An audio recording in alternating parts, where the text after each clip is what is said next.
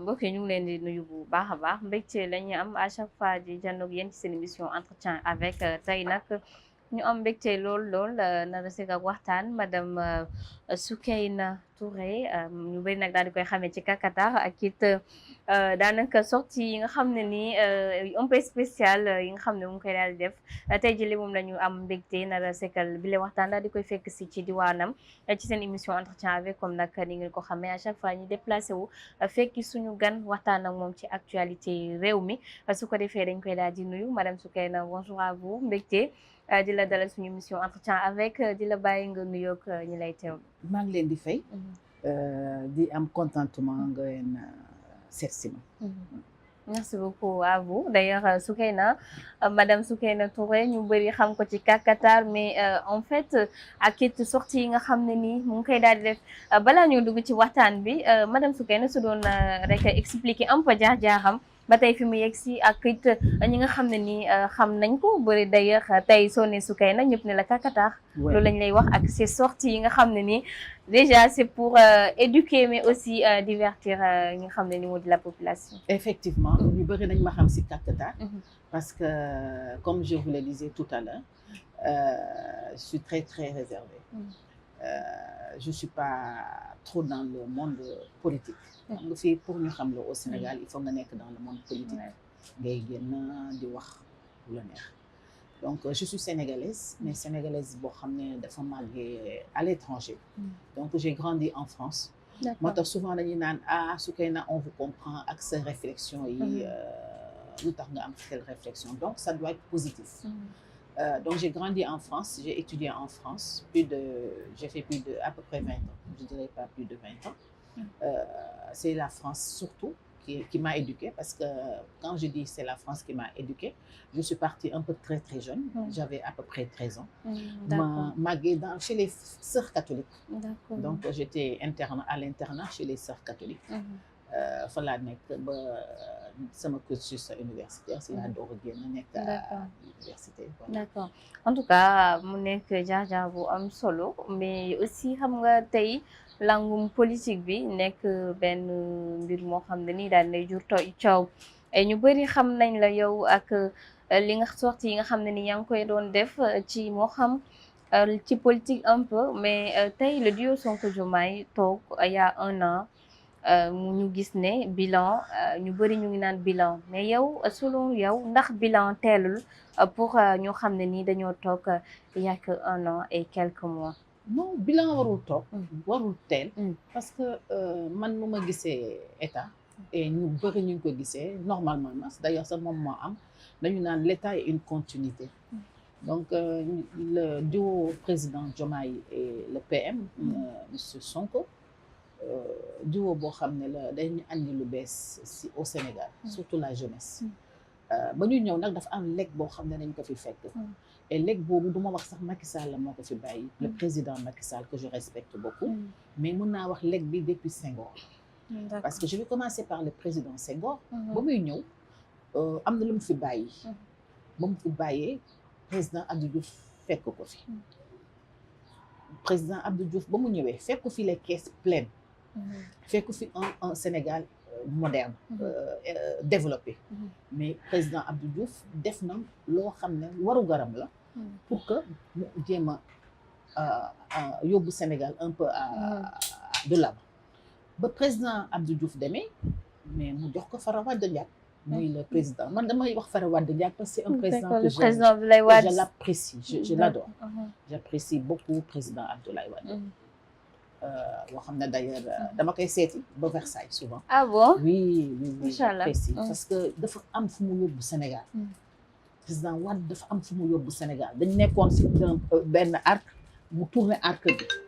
dugal foofu les Sénégalais. de sorte que looloo tax actuellement après moom mu ubbi développé il a changé le pays. président Abdoulaye Wade.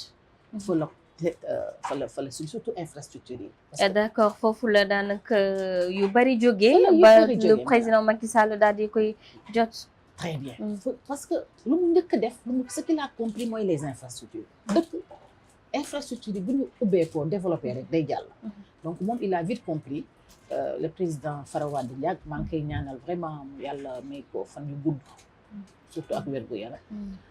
di ko nuyu fu mu toog. mu dem. wàcc fi président Macky Sall. ba ñuy ñëw nag lu tax ma bëgg a wax loolu c'est important. diggante président Macky ak président Abdoulaye Wade xawoon na am ñagas-ñagas. tuuti. mais feeñu. parce que président Sall. Sall ngaari wal tooro la ñuy wax. mais il a compris que l'État doit être une continuité. donc bu mu ñëwee bien que président am na lu mu fi bàyyi mais il a essayé d'y apporter sa touche. et touche boobu la àdduna di wax. à parler franchement quand je parle souvent nag. dañ may xool côté politique. mais pour dalal xel yi. madame si je vous dis que j'ai jamais voté. ah bon mosoo voté. déedéet. ah bon. wax naa ko sama émission bi passée c'était pour mettre à l'aise les gens qui travaillent avec moi. j'ai jamais voté. mais je suis une bonne citoyenne je suis une bonne patriote. sénégalaise. Une patriote sénégalaise. Sénégalaise. D'accord. Parce qu'actuellement, quand on dit je suis patriote, on pense que. On passe à passer. Mais en bon français, on dit je suis patriote quand vous êtes citoyen d'un pays. Madame Président Macky Sall, Tabar Fakal, moi je voyage, j'ai fait le tour du monde. Dama tek Europe, dama tek Amérique, dama tek Asie. Mais boo duggee dans les pays africains, à part le Maroc, ak quelques pays arabes. Sénégal gàcce ngala boo génnul nag doo ko xam. mais yaa ngi wax wàllum infrastructure yaa ngi wax wàllum liggéey mais bari na ñi nga xam ne ni nee nañ doonte liggéey na gaspillé na li nga xam ne ni moo di l'argent du Sénégal ak dette yi nga xam ne ni moom la fi baax. gaspillage boobu laa bul d'accord. ah bon. parce que man wóoruma de. que dafa gaspiller ou gaspiller parce que man du ma wax lu ma xamul. parce que ñun on a beau dire on est politicien. ñun ñëpp léegi Sénégal léegi ñëpp politicien. parce que sa côté bu la arrangé rek côté boobu ngay dem. il a gaspillé. qu'est-ce combien il a mis sur la table xam nga ko. xaw ma ko da nga dégg ma dégg. donc man lu ma gis rek laa wax mooy que on a développé les infrastructures. côté habitat gis nga kër net bi. côté projet vous avez vu ce qui se passe. madame y a eu beaucoup d'investisseurs nañ doon xëccoo Sénégal. man loolu laa xam. mais que gaspiller na mun na am que ñoom entre ñoom xamante nañu. mais nag man positivement rek laay wax que avec le président Macky Sall vraiment tax na ñun Sénégalais fu ñu dem ñu respecté ñu passé ci président Macky Sall. qui est bien réseauté il faut le dire. parce que damay dem man dans les grands milieux. D'accord.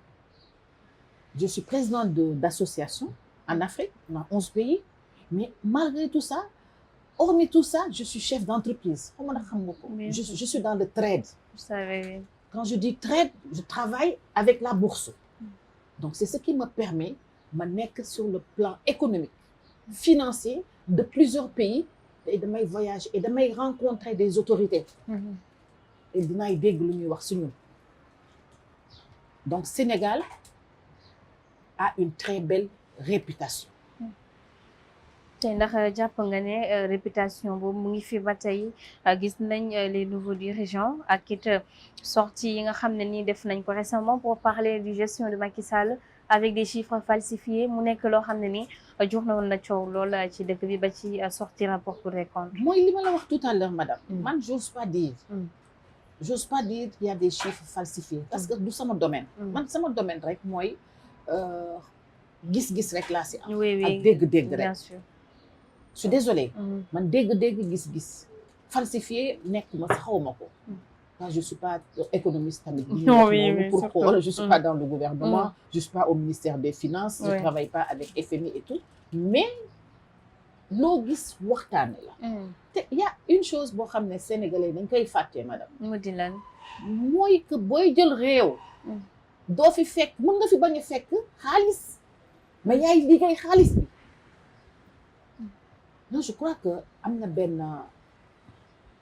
parti bu président bu xool muy Macky président Abdoulaye Wade nee na Macky bett na ko dégg nga ko parce que dafa yaakaaroon nu mu bàyyee woon réew bi ba muy dem parce que ba muy dem bàyyi lu ko dara mais actuellement mu réew bi nekkee ak Macky Sall le président mais ak xolam bu baax xolam bu rafet man moo tax ma bëgg ko mais écoutez il a au moins assuré cela malgré que amoon nañu problème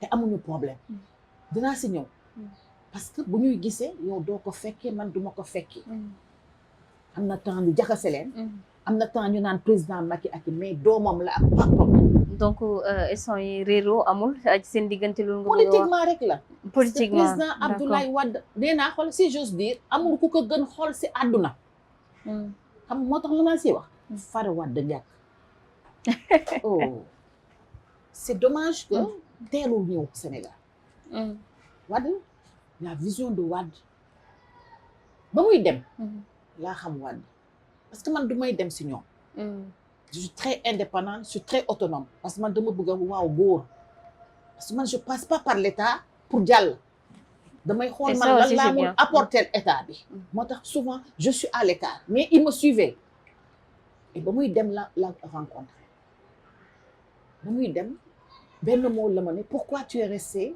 autant de temps nga xaar ba may dem nga ñëw si ma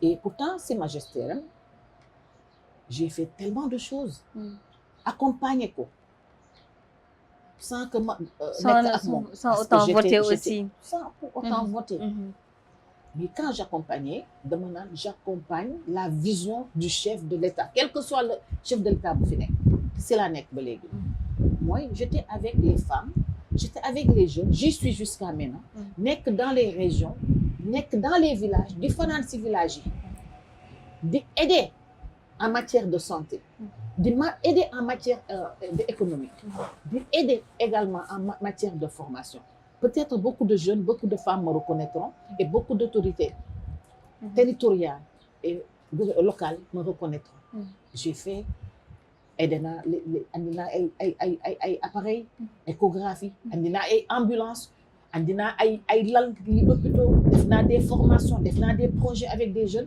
mais j'ai jamais été médiatisée vous savez pourquoi c'était pas la peine quand je suis médiatisée dafa fekk dafa am lu ma bëggoon lu ma bëgg am naa ko xam lu ma am as tuut bu ma yàlla may c'est le cœur et c'est la tête et j'ai ça xanaa ñu soo dama lay xoolee dans les yeux je vous regarde les yeux dans les yeux c'est le rôle d'un leader parce que je suis coach en leadership aussi ma continuer si vous permettez bien sûr waxaguma le duo tabaar fa kàll macha allah yaa ngi ci Fara Wade Ndiack ak ki nga xam ne moo di Sall Ngari Lamtooro am na koo xam ne day nekk si analyse à vie on va jamais oublier xam nga quand on parle de Mamadou Dia quand on parle de Martin Luther King quand on parle de Nelson Mandela peut-être vous me direz que je suis prétentieuse mais c'est ça c'est Sonko ah bon le président Sonko de Pastef oui il faut pas que ñuy def amalgame ak loolu il y a président de la République et président de Pastef c'est monsieur Diomaye Faye oui et il y a le président de Pastef et d'ailleurs on doit dire président Diomaye et on dit monsieur le ministre premier ministre donc mais quand c'est Pastef on dit président Sonko président Sonko ba muy ñëw kenn xam ko yàlla la parce que moi je me dis lu am rek c'est écrit chérie madame ñëw période boo xam ne mais xale yi dañu réer xam nga lu tax xale yi réeroon xamatuñu fu ñu jëm xam nga lu tax xamatuñu fu ñu jëm c'est parce qu'ils n'ont pas reçu la formation qu'il fallait et donc da nga jàpp ne Ousmane Sonko moo ñëw leeral leen il est venu ci li nga xam ne nii moo di seen ëllëg ak fi ñu toll xam nga lu tax monsieur Sonko mu am sympathie xale dafa ñëw laal plaie bi là il fallait je fais la communication. Et je fais sa communication. Et daf ko réussir d'ailleurs mu jaaxal ma mooy la politique de gestion participative mooy jàppal ma jàpp c'est le système de président Sonko ak Diomaye ngàll nañ si jàpp xam nga lu tax madame actuellement loolu moo xew il y a 30 ans il y a 40 ans moo am en Occident moo tax les Occidentaux dépassé ñu ñun le Sénégalais recevait beaucoup d'aide on reçoit beaucoup d'aide madame boo waree dem rencontrer le président Diomaye vous êtes une association vous êtes dans un quartier mais da ngay xaar passe est-ce que c'est normal c'est pas normal et pourtant peut-être boo demee si président Diomaye lu mu lay doyee dina andi yokk sa xel ak sa xalaat mais ñun tant que joxuñu passe duñu dem et en plus duñu considérer lañ fa waxtaanee tant que lekkuñu bu ñu dellu see suñu bay ñu ne dem nañu foofu yendu lekkuñu c'est africain c'est africain je suis désolée non mais c'est normal oui man il m'appelle je suis jeune damay dem wut bu ma amul ma dox le président m'appelle ou bien le président Sonko nous appelle quand je dis président Sonko ça peut être d'autres présidents ou bien ñoo xam ne ñoo nekk si nguur bi ça doit être le ministre etc j'ai besoin de rencontrer les jeunes étudiants de bu ñu ne ñaata lañ ñu jox passe cotisez-vous xam nga lu ko américain du tuddee c'est le crowdfunding c'est ça que je suis en train de faire en Afrique dans 11 pays madame bu ma bëggee ñëw ak yow liggéey ak yow mais ñëwatuma ñëw ne la madame dama lay andil conteneur yi bisaab ma jox la nga liggéey dafa yomb dama lay naan madame bu ma andilee conteneur yi bisaab bi mais yow lan nga may jox ouais c'est les 50-50 c'est ça mu crowdfunding loolu mooy gestion participative bu les messieurs Diomaye ak Ousmane andi si réew mi bu ma juumul dañ doon cotiser président Sonko n'avait pas de budget ba muy def ses déplacements mais partout il allait dañuy cotiser dërëm ba mu am ñaar fukk mu dugg car rapide dem ñu jàkkaarloog jeunes yi nag wax leen lu ñu war a dégg mooy boo leen waree liggéey bàyyi leen immigration boo leen bëggee réussir bàyyi leen immigration il a parlé de ça boo leen bëggee liggéey jàll leen si agriculture bi c'est important. Et même il a parlé que l'agriculture bokk na ci liy développé réew donc bëri na yi nga xam ne ni yëkkati na ko jëmale ci les jeunes donc la question mooy tey Ousmane Sonko fan nga jàppee ne fa la puiser autant de popularité et de notoriété. mooy li ma la wax rek dafa laa góom bi xale yi buy wax ak xale yi man dama jaaxle sax nii lañu xale yi di def parce que daf leen di daf doon def ñu am rêve ñuy rêve parce que ça le style américain nii ngeen di def pour am lii nii ngeen di def pour am lii nii ngeen di def pour am lii mais lenn rek moo sa xaw a manqué mooy la formation et on doit former les jeunes avant de parler de financement foofu rek laa d'accordul ak suñu autorité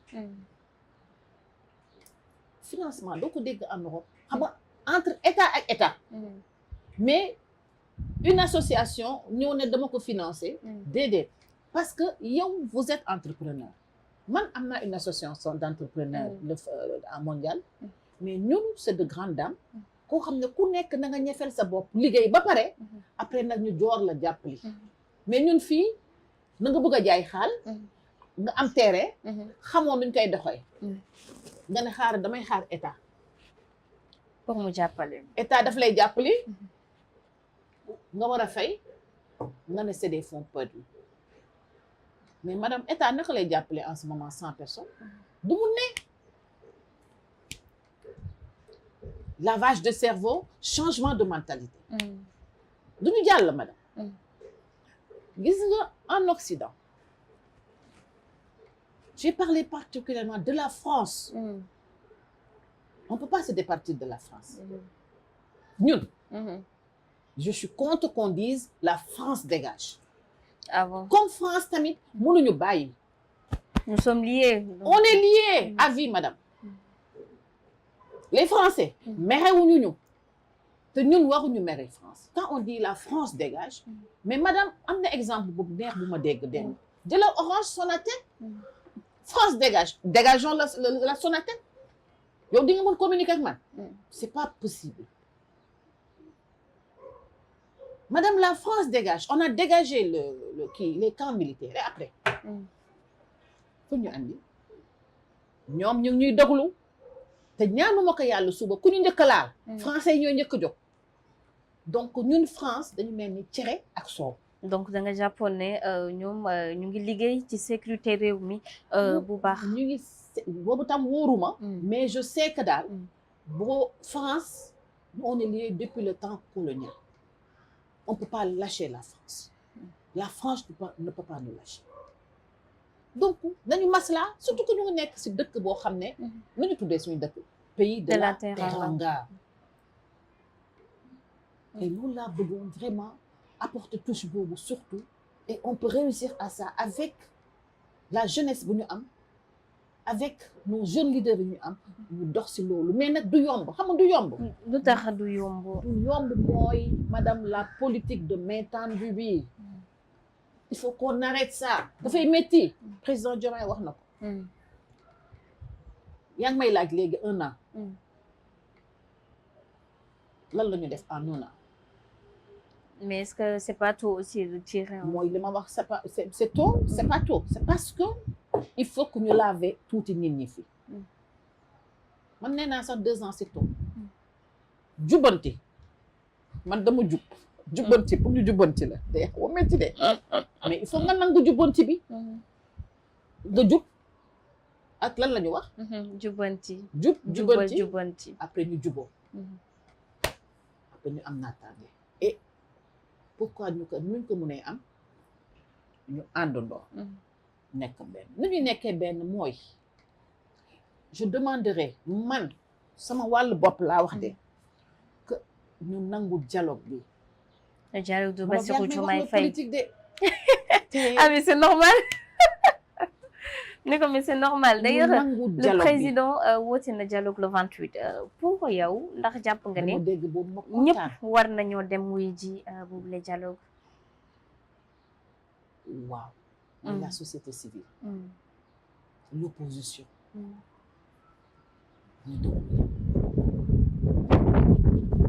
surtout bu ñuy wax dialogue bi également bëgg naa ñu jël les associations les jeunes là man parfois il m'arrive de rester avec des jeunes associations élèves yi suñu boos surtout xale yi moi je fais des émissions mais souvent xale dañu ma naan tata Soukeyna mais ñun lu tax du ñuy boole ci émission yi parce que man damay toog est-ce que ça je reste 2-3 heures avec les enfants ñu jël 2-3 élèves invité leen ñu jox leen parole naka ngeen ko gisee dugg yéex nag mais ñu doxantu waxtaan man je crois que pour affaire bi ñu jàll fii yoon la système bi président Diomaye yor ak président monsieur le premier ministre avec son gouvernement on peut aller loin mais si kaw sénégalais gëm ko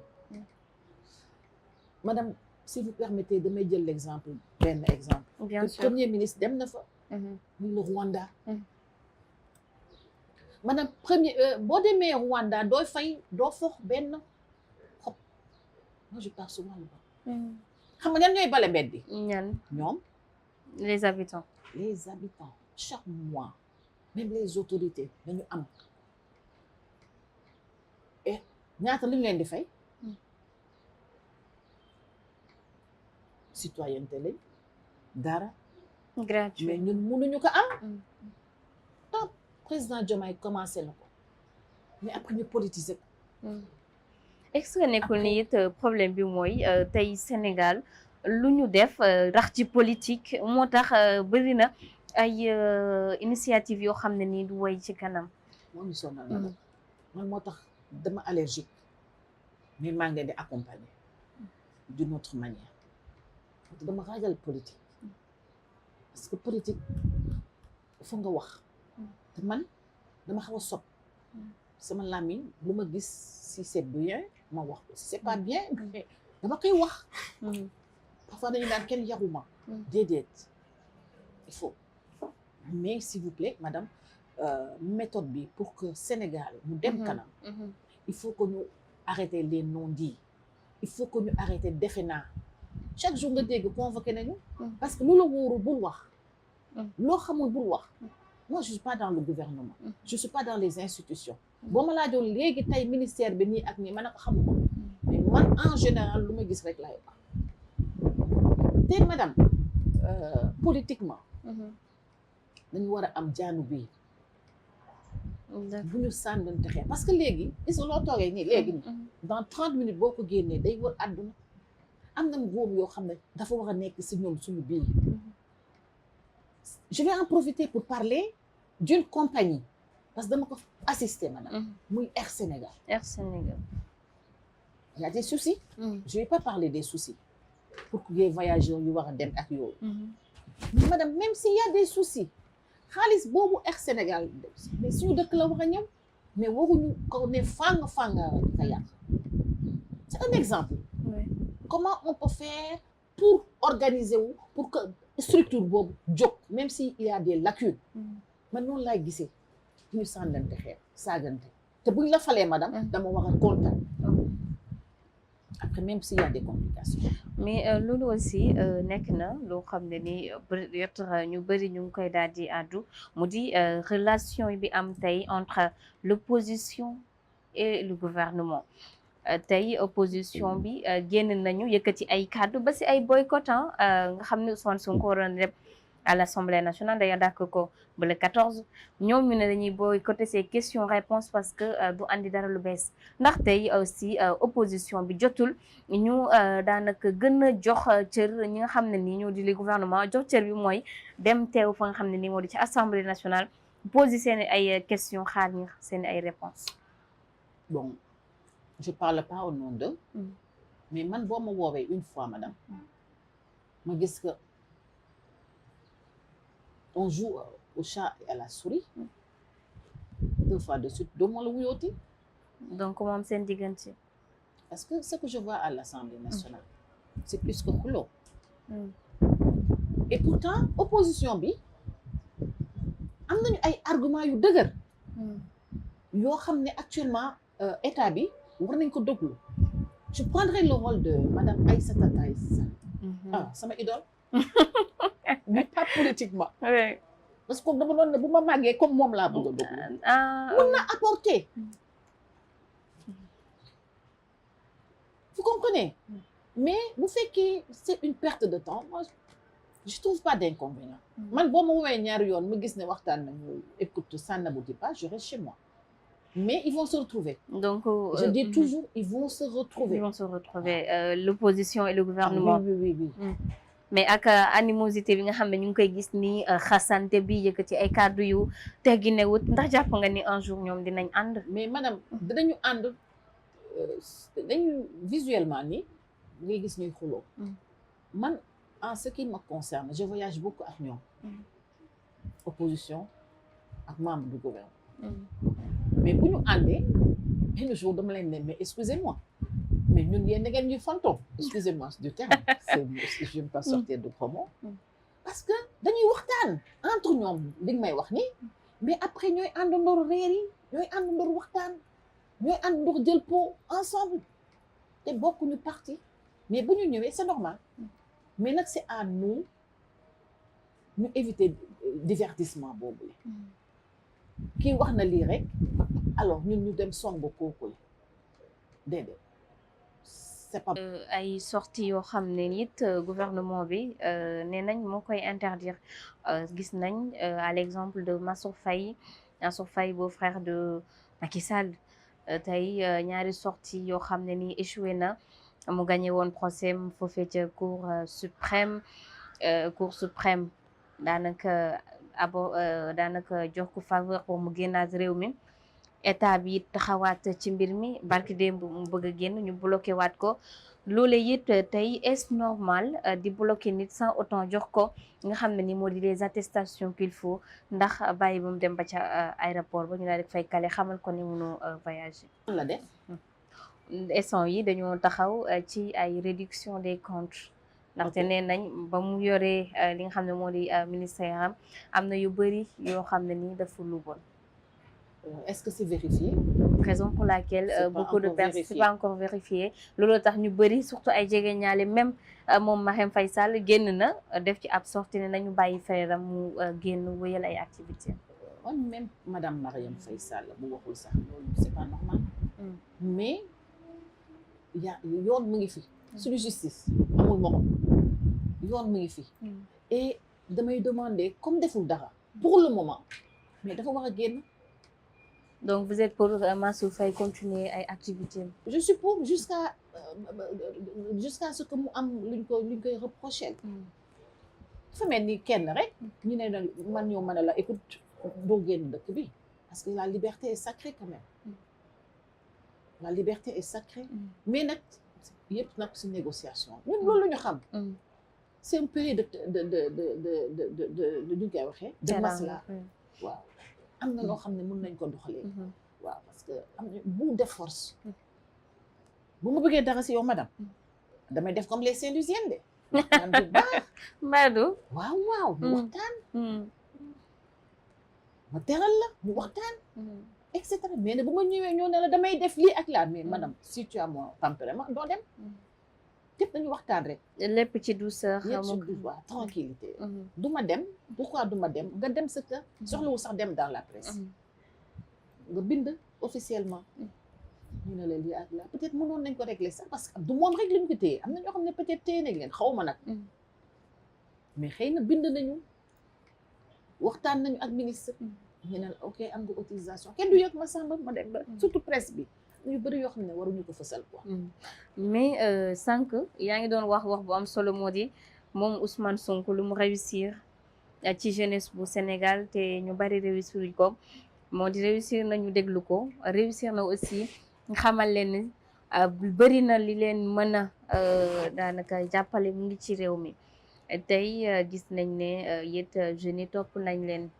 mais rythme bi ñu nekkee ñu bëri ñu ngi leen di critiquer ndax jàppoo ne un jour mën na ñàkk sympathie ñi nga xam ne nii moo di la jeunesse sénégalaise parce que ñaar la ñuy laajte insertion ak liggéey te gis nañ ne ñaar yooyu yëpp manqué na ci seen côté selon ñoom. lu ma siy wax madame. mooy ñun sénégalais nañu yàkkamti on est trop pressé et tout ne se fait pas du jour au lendemain.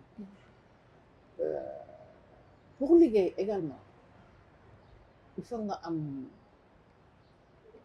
profession pour amul profession il faut nga am formation ñu def la insertion wax naa la tout à l'heure gis nga boo demee en Occident les personnes les mieux nanties c'est ñi nekk dans le domaine agricole ñun fii boo nee damay bay rek c'est un peu mal vu alors que bay bi madame moo yor économie bi.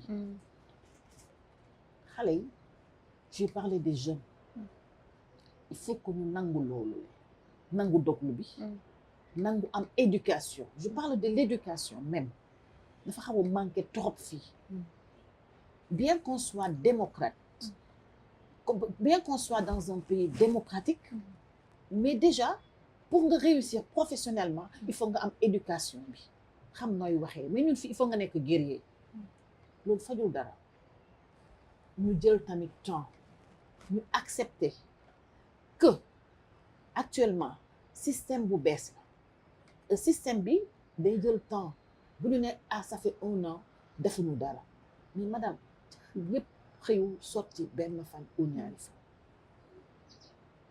il faut que ñu def nànk et puis éviter coow bi surtout parce que coow bi day dàq nit ñi quand je dis nit ñi mooy c'est les investissements les investisseurs qui doivent rentrer. Il faut qu'on évite ça aussi que jeunesse bi nañu teg financement fale que les familles nañu teg également dund bu moi je suis contre wàññi na ceeb bi on est content non il faudrait qu'on dise écoutez lan la ñu war a def pour le moment on a fait des programmes pour la jeunesse réussir nañu ñuy door a wax parce que quand tu manges bien madame après tu es fatigué tu es chez toi tu n'as pas le temps de travailler en France où j'ai vécu c'est rare ma dégg ñu ne wàññi nañu diw wàññi nañu même dañ koy wàññi sax dañ koy def manque parce que parce que l'américain c'est pas dit day up to date war nga ko updated time is money et foofu la ñu toll il faut que ñu liggéey je parle des Américains parce que boobu tam beneen modèle la de vie parce que sama vie professionnelle ñoom laa nekkal le modèle américain qui c'est est le modèle adopté américain aussi. doo am temps booy perdre heure boo nekkee ak nit heure boobu lii la nga war a def bu ñu pare na yaa ngi si leneen amoo temps ataaya bi amoo temps waxtaan bi palabre bi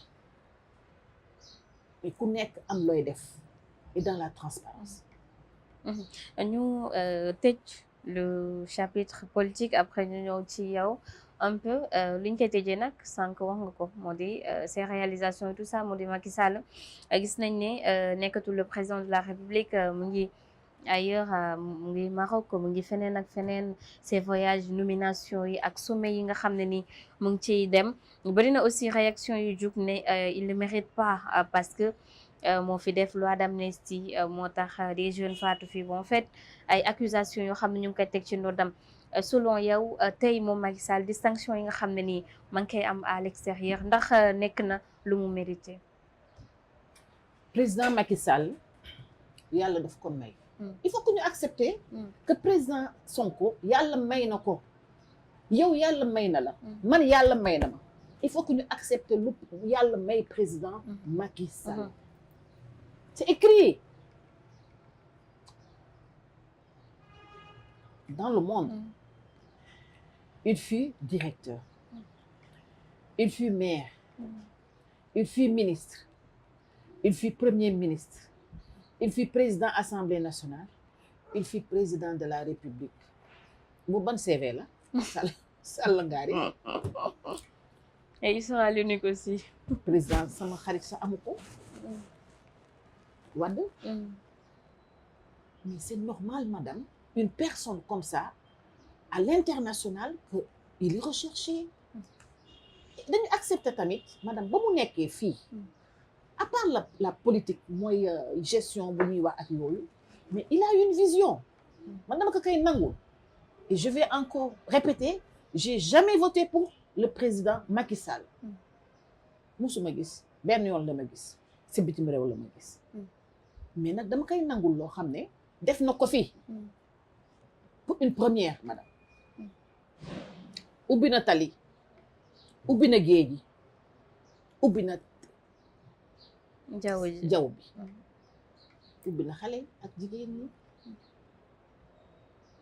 après nag ñoom Sonko mooy amnistie bi bu amuloon amnistie ñoom Sonko du yow ban taxawaay nga am déjà ci l'amnistie te pour ou contre li nga xam ne ni moo di amnistie bi fa amoon man dama ne 86 morts je vais pas rentrer dans le fond je suis pas juriste xaw ma bañ koy def tam fekkewu ma mais man sama entendement rek dama ne le président Macky Sall dafa def amnistie bi rek c'était pour andi jàmm si dëkk bi parce que métti woon na madame vous vous rendez compte président Macky Sall génn dëkk bi bàyyi président Diomaye ak monsieur Sonko en prison dem dëkk bi nu muy mel ñaata nit la ñu tëj madame moi je me dis daf ko def pour jàmm am regardez ba muy dem oh j'ai pleuré ah bon léegi ma jooy sax parce que madame ba muy dem ñun loolu mooy Sénégal président Sonko fàttee na yëpp mais am na antécédent mais taxaw na si kanamu Macky nuyu ko kan moo gunge président Macky Diomaye président Diomaye un grand monsieur ku ñu war a bàyyi xel tekkaari Diomaye oh c'est autre chose bu gunge te pourtant un mois avant il était en prison bu meloon di man damay naan lu tax may def loolu mais un leader lan moo ko andi amnistie bi ils sont partis mais nag président il faut que nga ànd ak président Macky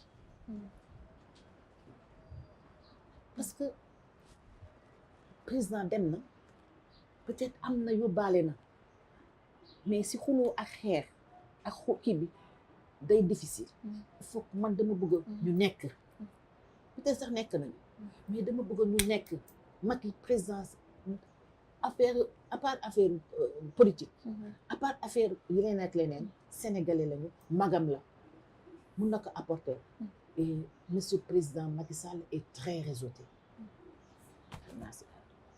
il est très réseauté et ñoom président Diomaye jubanti bu ñu andi Sénégal mun na andi de sorte que dëkk bi suba dañuy fàtte sax kuy président Macky mais bu dalee te di si la ñu jëm je sais que moi j'ai confiance dinañ si jàll dinañ réussir seen pari donc loi bi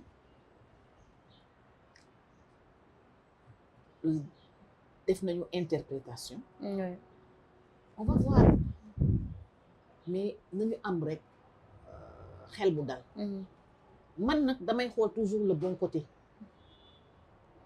côté positif rek laay xool du may xool en général négatif je regarde toujours le côté positif et quand tu regardes le côté positif day jàll positivons et puis ñu nekk ak ñoom ñu jàppale leen loolu aussi am na solo ñu wax ci leneen fan yëpp ñu ngi gis ay sorties même si bu nekkee sax bëri na ñoo xam ne nii ñu ngi naan mën na ñàkk mu di moom Ousmane Sonko dafa am lu ko fi daloon mu di mbirum Sweet Beauté ba ñu yegg si tey fi ñu yegg si mais ki ko moom di defaat ay sorties yoo xam ne nii ay sorties yu ñu bëri jàppee ko dérapage mu di moom Ndeye Khady Ndiaye wax na ba tudd le président Diomaye ne su soxlaa dara daf koy woo mu jox ko que moom daanaka Aïda Mbodj de DER moo ko daal di financé d'ailleurs propos yoo xam ne nii Aïda Mbodj démentir na ko tey ndax jàpp nga ne moom moomee sortie yi nga xam ne nii moom kay def war nañ koo bàyyeti mu def ko ci penc mi gannaaw Sweet Beauté moo andi tey interprétation bi ngay wax sànq. Je vais commencer à parler par Madame Aïda Mbodj qui n'est pas n'importe qui. Je ne l'ai pas côtoyée, mais j'ai côtoyé un peu son ministère quand elle était ministre de la femme. Parce que dañu doon daje ci ay mbooloo mu nekk jigéen bu brave mais yemul ci brave mais professionnellement parlant je crois que madame bu la joxee rendez-vous xam na ni am nga rendez-vous d'autant plus que mu jox une dame madame Ndiaye dont vous me parlez rendez-vous te cas boo xam ne c'est tellement délicat ça m'aurait étonné mu jox kooku rendez-vous kooku ñoo toog de midi à 14h di xaar madame Mbodj sans que madame Mbodj recevoir comme ne moo bañ et il n'est pas dit également parce que dafa jàng te y a une procédure pour dem DER pour nga am projet également madame Aïda Mbodj nu mu la xam-xam la procédure de financement doo ñëw rek ngeen ko salaamaaleykum maaleykum salaam jox ma xaalis donc madame Ndiaye boobu day jaar par la procédure normale il n'est pas dit que amoon na coow ñëwal ma jox le financement je suis pas de parti de madame mais nu ma ko xamee je crois que elle a raison ça s'est pas passé comme ça Aïda Mbodj a raison Aïda Mbodj a raison ñaareel bi madame Ndiaye je la connais pas mais je l'ai écouté maa ngi koy xool état la amal affaire quand il parle de monsieur Sonko kilifa la si dëkk bi deuxième ou troisième personnalité de l'état parce que bu ko attaqué rek ñun ñëpp la attaqué mooy li may lay wax je suis patriote je suis citoyenne man du ma nangu ko attaqué suñu président de la république du ma nangu ko attaqué suñu institution yi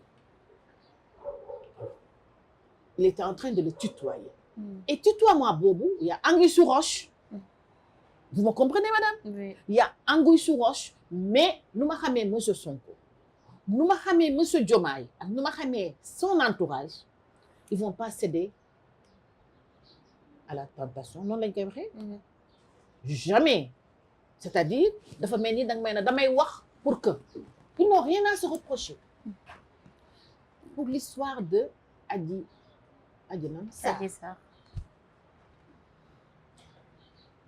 c'est une histoire boo xam ne justice defar na ko ba pare wax na si ba pare mais qu'on tourne cette page mesdames messieurs il est temps de tourner. il est temps parce que xoola du ñu jëmale kanam je pense que pour que ñu avancer madame il faut que ñu bàyyi di remémorer wu si yenn quoi yoo xam ne du ñu avancer moi je veux même pas en parler comme waxtaan nañ si wax nañu ba justice génn na wax na lu muy wax daal c'est une page de tournée laissons nos autorités travailler ñu ngeen salir en tout cas loolu am na solo vous êtes femme leader fondateur en tout cas bëri ci association yi nga xam ne ni yaa ngi ciy liggéey mais chaque femme a des idoles moi j'aurais bien aimé savoir tey ci ñan ngay référé wu ñan ñoo nekk les idoles de madame Soukeyna Touré gannaaw su leen gisee rek gis boppam ci ñoom. ku njëkk gi. dama jar naa ko dama koy wax. ñu def may naan Soukeyna. waa noo gisee lu may waxee. ni Amsatou. ah mais professeur je vous adore. tout le monde l'aime. Tout le monde l'aime hein. Elle est exceptionnelle. Elle est adorable. Man, je passe parfois des heures. Vous savez, j'ai pas d'amis.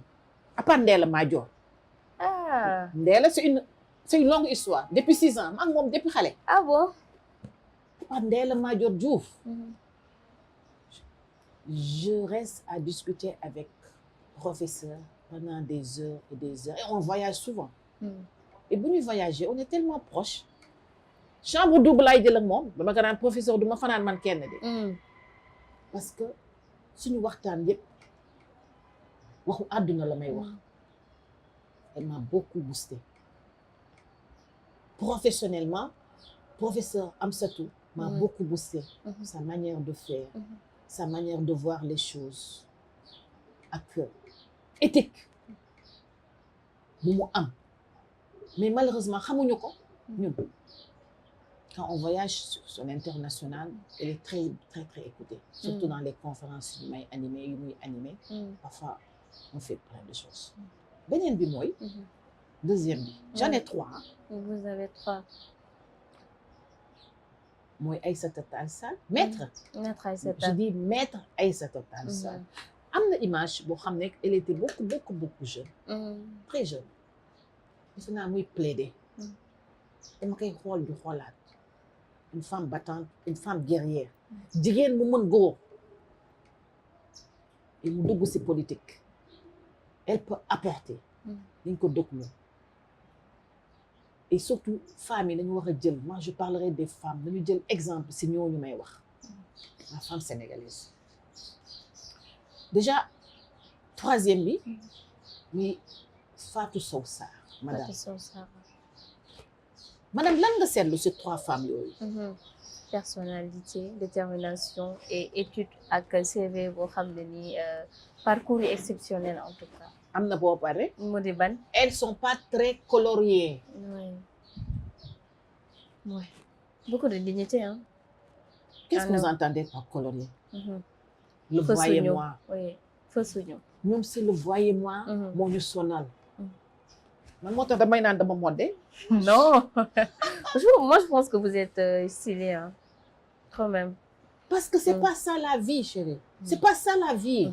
Xam nga la vie ce qui est important actuellement chez ces femmes man lu tax may topp femmes yooyu qui sont pas coloriées mooy elles ont quelque chose dans la tête elles ont quelque chose dans le corps elles ont quelque chose entre les mains donc ñooñu bu ñu amee exemple yu mel noonu rek dañuy jàll madame moo gën ñuy ñarile ñu ngi ci ngénte yi ñu ngi ci takk yi ñu ngi ci xew yi et on dépense beaucoup d'argent. On dépense beaucoup d'argent. Madame et de quand temps sa aussi. doom di marié nga takk fukki yére ak juróom. après fukki yére yooyu da nga koy solaat. doo ko sol yàq la. maa ngi doon wax sax femme yi il faut ouvrir une agence. koo xam ne c'est un exemple sax bu may wax. ngay récupérer les habits des mariés. di ko jaay. oh ça peut rapporter de l'argent. Pour quelle raison beaucoup madame? D'argent, oui. Vous avez vu dans la presse madame Aïssata Tall Sall marier son fils sa fille. def yooyu vous avez entendu parler de madame Amsatou? Jamais. Prenez l'exemple de comment il a dit madame Diouma Dieng Diakhaté. Mais c'est toutes des femmes leaders. mais doo leen dégg ci dara madame. dégg nga ñu ne am madame Diouma Dieng moo joxe 30 millions wala 50 millions. bu ko amee daf koy def ci business am. une dame respectée aussi à l'étranger. Man damay dem jël 50 millions pour ma am tour Soukeyna xam nga maa ngi lay wax kenn xamuma man. mais suba pour ma am tour la publicité. je prends 50 millions dama ko leb. ñëw ne madame Soukeyna Touré moo joxe or bi moo joxe 20 c'est une publicité de ce fait yéen la presse ngeen jël yooyu nag di génnee ko. en ce moment ñu naan yow démb xewu Soukeyna Touré. fekk amuma lu ma lekk. gistal madame fekk amuma lu ma naan. gistal donc c'est des femmes démunies en général qui veulent se faire voir. Et la troisième, ça va pas fort. moo tax moi je me plais à dire dama modé. madame dama dem benn xew. si vous permettez benn anecdote la. mu am xew boo xam ne exceptionnellement je pouvais pas ne pas y aller. mon mari qui me dit s'il te plaît arrêtel sa liggéey nga dem. ma jël sama yére def ko sama oto avec mon assistant ñuy dem du ma ko fàtte. anecdote boobu madame ma sol sër ak marinière Lagos ma jël benn robe ak sama ay dallu bata ma dallu bata rek lay sol. ma def ko sama gannaaw oto madame may wër ba fàttee ni dama am xew. maître yaa ngi may déglu Ibrahima Niang. xam nga nan laa demee si xew bi. oo ma jot si meeku sër ak marinière Lagos boobu ma sol ak samay basket laa demee si xew bi. ah bon. dama dem ñu teg ma si ñoo ñëw fekk maître anecdote bi fekk leen ñu dem xew kii mosquée. mais comme xaw ma waa këram. ñu teg ma sa coin ba làq ma. ñu ne kii fu mu jógee. mooy xemes bu jógee fële. oui sérieux. ak sama cara. sama basket. avec mon Lagos ma fiitu. xam nga nag dama ñuul ñaaw. non mais vous êtes trop belle. belle. takku ma jaaw. non mais wax vous la êtes ma ñu belle. teg ma pour vous montrer que c'est un Sénégalais. habillement. l'habit ne fait pas le mal. madame ñu teg ma su coin ba man ak sama assistante bi. ku ñëw romb ñu dem ku ñëw romb ñu dem ba góor ñi jógee mosquée. ay kilifa topp maître. dafa tourné seen ma ne ma mais Soukeyna looy def fii ma ne ko dara mu ne ma xëcc ma. xam naa ba ñu ma xëccee teg ma si biir nit ñi kilifa yi fi ñu toog ñu ngi naan xemes bii maître fu mu ko jëlee. mais xam nga lan moo attiré sama attention. une chose que boo xam te yëpp jàngat la. li may wax nii.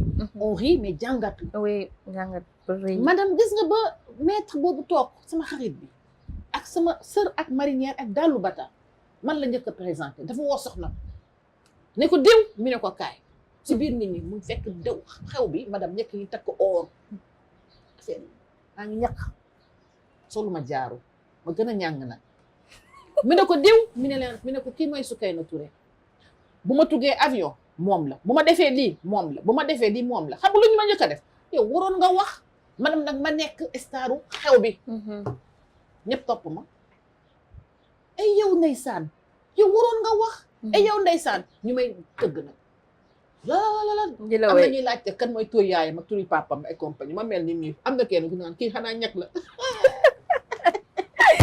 en tout cas c'est ça le oui, Sénégal c'est madame ça le Sénégal oui. mooy maye bi fekk maa ngi woon si marché ñàkk tooy xepp li ma liggéey noonu dinaa ko maye déedéet soxlawul loolu tax madame kenn xamuma. non on vous connaît ñun xam nañ la par rapport ak yow femme bi nga doon dignité bi ngay joxe parce que man je le dis tout le temps lii nag c'est personnel bokkul ci émission bi c'est personnel pour ñi koy seetaan moi quand je regarde Soukeyna je regarde pas Soukeyna bi nga xam ne nii ne day wax nit ñi di reetaan moi je suis damay essayer jàng quelque chose de Soukeyna ce qu'elle dit donc moi je pense que ni nit ñi xam nañ la par rapport ak message yi nga xam ne ni yaa ngi koy véhiculer ci moo xam ci les jeunes ak kii parce que moi j'ai toujours dit am na loo waxoon et j'ai bien aimé pourquoi se marier pour di jox ay njëkke ak ay goro moi je ne le ferai jamais et pour ça moi je connais pas madame Tamxarit sama njëkkee sama njëkkee mooy sama magu jëkkër moo may yàkkal donc dama cultiver loolu et pourtant j'ai fait maa ngi sama 30e année. Et pourtant vous avez beaucoup d'idoles ci côté boobu noonu. gis nga quand je parle les gens rient parfois dañu naan xëy na man beneen dimension la effectivement si kàkkatar lañ ma xamee. mais professionnellement parler wax naa leen moi je travaille avec le dollar. je suis trader. je suis chef d'entreprise. je suis dans la microfinance. du ma fi toog. dans les xam nga léegi laa la ne nii 30 jours si mois bi. tous les 20 jours man maa ngi si mbedd mi. mais bu ma ñëwee je passe inaperçu xam nga ndax la. ak sama sërëg marinière ak sama basket. et je suis chez moi. bokkuma yëguma tinuma. c'est bien. kenn sonn lu ma. doo fëgg itam sama kër ne salaamaaleykum heure añ jot na xaar ma ñëw kër madame Touré doo añ di so même yow mi j'ai pas préparé à manger. en tout cas. d'ailleurs ba nga ñëwee laa ne madame du ma togg añ de. ah non xam mais ngeen fii dañu naan yow kër ga baax doo la toggul añ. man du ma togg añ. parce que xam nga lu tax. je suis seule. mes enfants ne sont pas là. mon mari n'est pas là. pourquoi préparer à manger. c'est gaspillage humain. je préfère aller dehors. et puis j'ai des rendez-vous. je prends un petit sandwich. surtout que lekk bi également baaxul la ñun nag gis nga moo tax hépatite bi daf fi bëri. AVC bi daf fi bëri. man damaa ragal sax léegi madame. tension bi daf fi bëri. parce que on mange trop. daw bi toujours je me plais dire ça. il faut que ñu xoolaat le manger madame. ce qu'on mange madame da ngay gëm benn dëkk.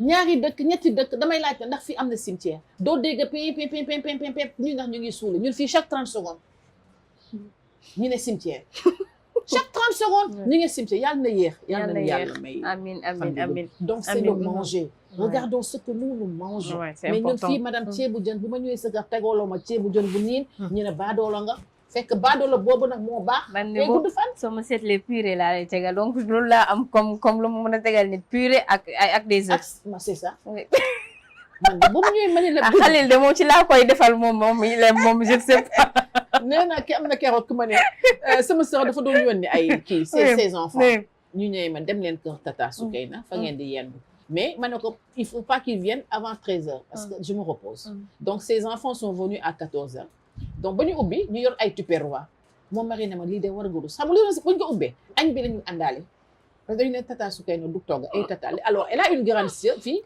qui ma dit Tata yow mii sama yaay daf ma bàyyi si li nga ne léegi moo la yekkal yow pendant que tu te reposes avec ton mari léegi ñun nañu yendu si yow nga war a togg ma ne ko je suis fatiguée ñu andi ay tupperware mu am ceebu jën et c'est ce que j'ai mangé en tout cas c'est ça qu'il faut en ce moment doo fi ne ay cherté vie bi madame xawma lu ceeb kilo ceeb ñaata lay jar moi je connais pas parce que je mange rarement le riz ñun ñoo sonn ñaata kilo ceeb di jar xamuma boo ma ko laajee léegi mënuma la wax kilo ceeb lii lay jar parce que j'en mange pas exceptionnellement yi saay ma dem fenn fekk ceeb rek ma xaaraat parce que je ne prépare pas moi je reste 2-3 jours en tout cas 3 mois sans manger le riz.